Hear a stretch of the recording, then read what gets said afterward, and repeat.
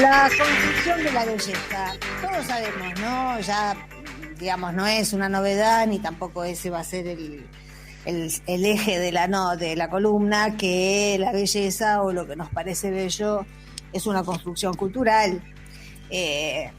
Sin ir más lejos, y tal vez el ejemplo más recurrido sea en relación a las mujeres, como en el Renacimiento las pancitas eran bien vistas y eran un sinónimo de belleza, y como después, con el pasar de los años, se nos empezó a exigir la panza chata.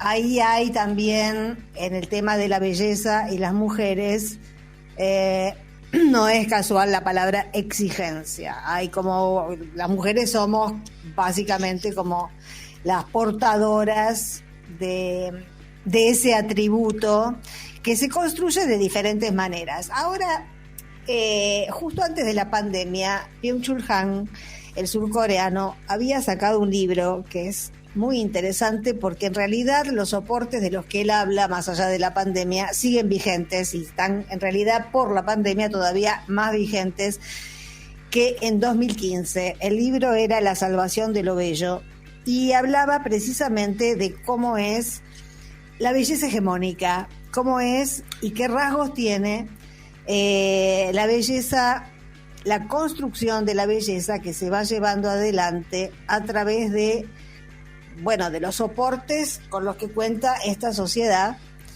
y que básicamente tienen que ver con lo digital. Entonces él hacía... En realidad yo creo que se inspiró, porque lo cita mucho en el libro, y anoche estuve, la verdad, googleando a ver cómo eran las esculturas de Jeff Mood, y me enteré además que, más allá del libro de Byung-Chul Han, acaba de, hace muy poco, de vender otra escultura. Es el artista plástico, o el escultor, mejor dicho, más conocido, más cotizado de este momento. Acaba de vender una escultura por $91 millones. Y si vos ves la escultura, no lo podés creer, porque él trabaja en acero, pero simula globos de plástico. Son los globos que arman en la calle los artistas callejeros, solamente que él los trabaja en acero, y todas sus esculturas tienen forma de algo parecido a un globo, que tiene un nombre los que hacen formas con los globos, pero bueno, no me viene a la cabeza, pero bueno, son perritos, son ardillitas, son cositas todas armadas con globos. El material no es globo. Ese sería por ahí el mérito, trabajar el acero como si fuera un globo. Pero acá viene, observando la obra de Mood, lo que opinaba Byung-Chul Han sobre esta belleza hegemónica, que pone algunos atributos sobre la mesa. Lo pulido, que coincide con la superficie del globo, pero lo pulido, lo pulcro, lo liso, lo impecable, según Han, monopolizan la idea de lo bello. Y esto se logra a través de miles de mensajes y contenidos difusos, con muy poco texto, porque vivimos en una sociedad donde el texto está perdiendo, lamentablemente, mucha vigencia, y está perdiendo la competencia con la imagen, lo cual es una pena, porque las imágenes a veces son engañosas. Yo no creo en eso de que una imagen vale más que 1000 palabras. Las palabras siguen siendo necesarias para anclar el contenido de una imagen o su contexto, o ponerlo en caja. Para entender el mundo se necesitan, por supuesto, imágenes, pero innegablemente también se necesitan palabras.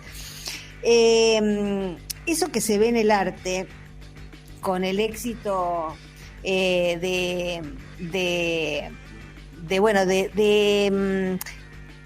obras, y además, también es curioso, ¿no? Porque las artes plásticas no es un objeto de estudio de Byung-Chul Han solamente, es un viejo objeto de estudio de críticos de arte y de sociólogos y de investigadores, que descubrieron que justamente en las artes plásticas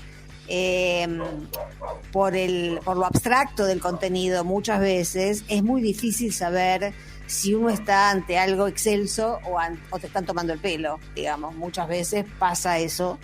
Y lo mismo pasa con las críticas de arte, ¿no? Que muchas veces la obra de arte es tan abstracta, que la crítica también es tan abstracta, que uno, la verdad, no entiende absolutamente nada de lo que lee, es metáfora tras metáfora, metáfora tras metáfora, y uno supone que le gustó o que no le gustó, pero no termina de entender ni siquiera el texto que comenta la obra de arte, que tampoco comprende. Todos estos atributos de lo pulcro, lo pulido, lo liso, son también fácilmente trasladables a los cuerpos.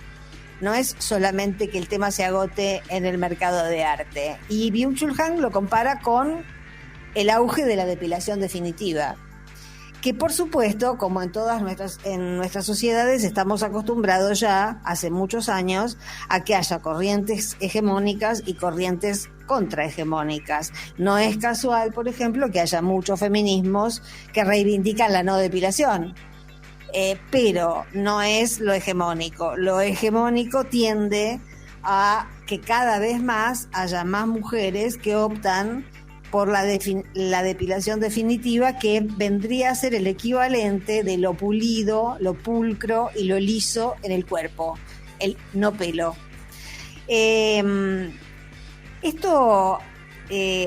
La estética dominante de lo pulido está excluyendo algo, está excluyendo lo rugoso, está excluyendo los accidentes que a veces hay en las superficies, no solo de las obras, sino también de los cuerpos.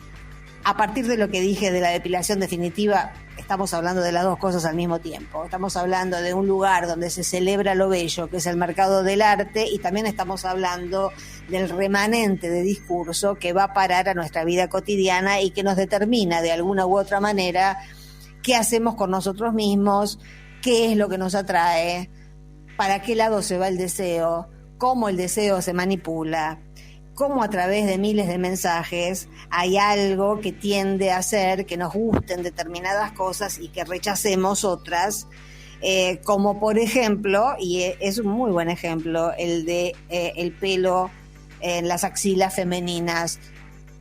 A las mujeres nos crecen pelos en las axilas. La depilación es una práctica a la que generaciones de mujeres y de hombres se han acostumbrado.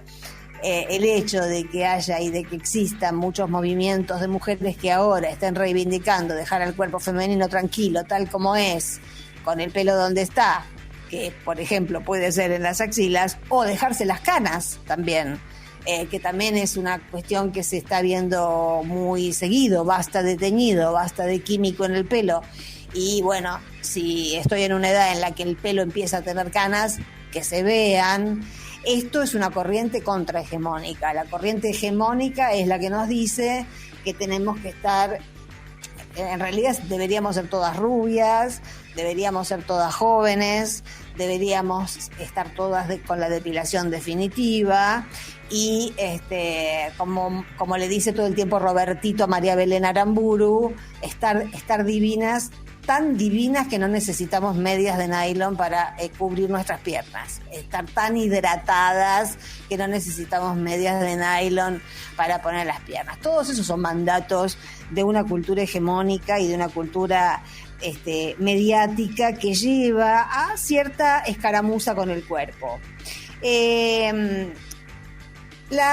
términos de comunicación, porque el libro de Han también se ocupa de trasladar esto de lo pulido y lo pulcro hacia otras áreas, como por ejemplo la comunicación, y tiene que ver con lo que yo mencionaba hace un instante en relación al texto, que vivimos en el reino de la imagen y en un mundo donde el texto nos da pereza leer, nos da pereza anclar, nos da pereza hasta entender. Preferimos la confusión antes que el entendimiento. ¿Cuál es el rey o qué es lo que ha encumbrado esta cultura de la belleza hegemónica? según Byung-Chul Han, ha encumbrado el dato, ha encumbrado el PowerPoint, ha encumbrado el dato pelado. Y con alguien que te lo interprete ahí en el estudio de televisión o que te haga una bajadita si lo ves por internet. Pero la gente prefiere, porque le parece más pulcro, porque le parece más liso. Y lo peor de todo, porque le parece más independiente, esto es lo peor de todo, le parece más independiente un número que una interpretación.